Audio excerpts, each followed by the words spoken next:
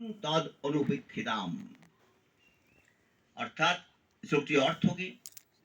না বাবা মায়ের দ্বারা সুরক্ষিত শিশুরও মৃত্যু ঘটে,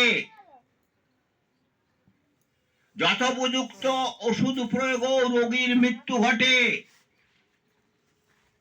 সমুদ্রে মজ্জমান ব্যক্তির প্রাণ নৌকাও বাঁচাতে পারে না।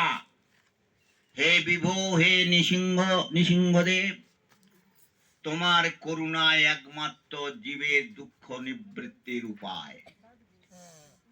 এই শ্লোকটির তাৎপর্য কি? না আমরা সুখী হওয়ার জন্য, জড় জগতের বিপদ প্রতিহত করার জন্য অনেক উপায় উদ্ভাবন করতে পারি, কিন্তু ভগবান শ্রীকৃষ্ণের অনুমোদিত না হলে আমরা কেউ সুখী হতে পারবো না। ভক্তিমোহন ঠাকুর তার শরণাগতিতে কি বললেন? নিজ বল চেষ্টাপতি ভরসা ছাড়িয়া তোমার ইচ্ছায় আছে নির্ভর করিয়া।